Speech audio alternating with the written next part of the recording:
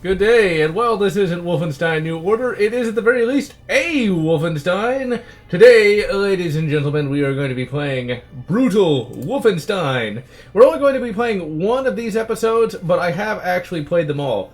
One of the things that will show you just how much I love a game is if I just basically binge play a game. I don't really like to use binge watch, just because that's annoyingly modern, but I just kind of mass played these into every episode of this particular WOD because I loved it so very much. But we're just going to play for the purposes of the channel Escape from Wolfenstein. Now, for the longest time, I always thought the little image here was like a tent. It's actually a castle, but you kind of have to look at it the right way to see a castle. But all these episodes are actually pretty good. As far as I can tell, each level in each episode has been modified, but I have not played through the entirety of Wolfenstein 3D, the original version, to actually be able to note all the differences. Now, we're going to, of course, just be playing Don't Hurt Me, because even then, it's pretty bloody difficult. Alright, so this is more or less a remake of Wolfenstein 3D with the Doom 2 engine. It's definitely brutal like the original Brutal Doom, but I kind of like it a little more than Brutal Doom in some respects. I kind of like the weapons handling, and I like some of the new animations and things of that nature. Brutal Doom is still fun, though. Brutal Doom is still good. It's just maybe because it's new. And the combat in this is a little different as well, since everything is actually shooting at you. And of course we have the cars, the Carbiner 98 Kurtz. This right here is cool.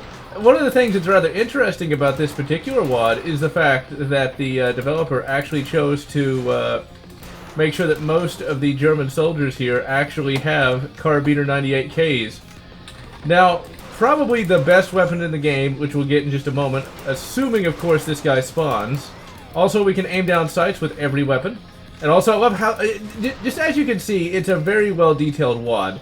Up to and including the fact that it has, you know, stripper clips and aim down sights. I like aim down sights. I don't have a problem with that. There, of course, is the blue Smurf man.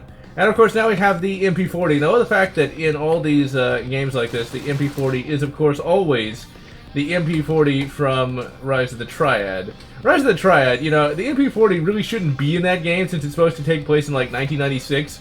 But it's still cool that it was in it. And I think it was the first game I ever played that had an MP-40. And of course we can eat the dog food. And the little messages when you pick up certain things or if you get killed are always pretty hilarious. If you die to Mecha Hitler, it'll say, "You Heiled Hitler," which is pretty funny.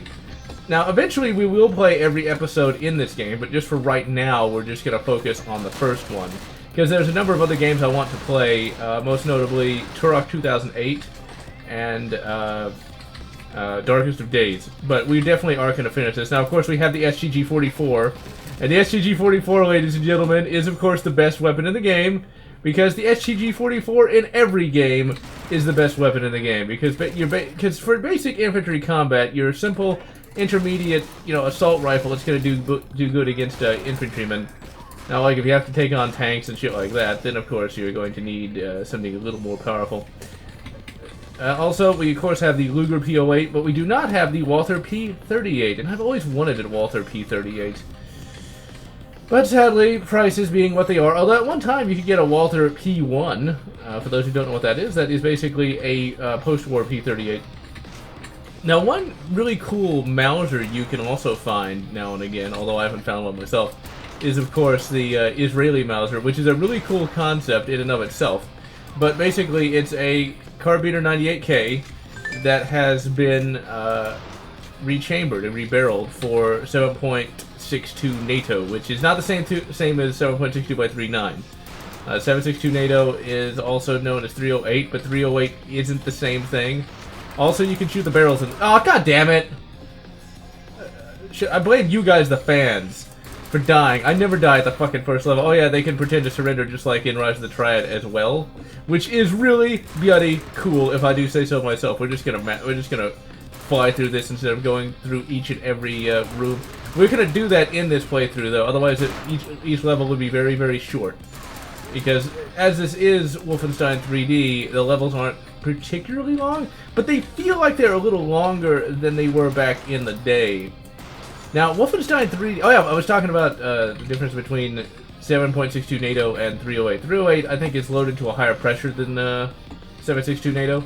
I call it 762 NATO because I can't remember what the other bit of it is. And of course, he will pretend to surrender, and then he will get back up and shoot you in the back. And that looks painful. And we'll put him out of his misery by smacking him in the face with my foot. Also, you can smash shit. You can smash these tables. Smashy, smashy time! But, yeah.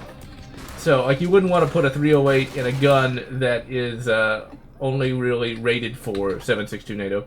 Now, there's a number of cool classic rifles like the Israeli Mauser, although these were purpose-built. There's the Ishbor 2A1 that's chambered in 308, which is basic. Well, I say 308, 7.62 NATO. That's basically a #1 Mark III. It looks superficially. Well, it doesn't look superficially like one. It looks like one, but it's chambered in that. And instead of holding 10 rounds, it can hold 12 rounds, since 7.62 NATO is a rimless round. Also, you can see they get the caliber right, 7.92 by 57. Which is the official designation of 8mm Mauser. It's just in the US we call it 8mm Mauser. We round up.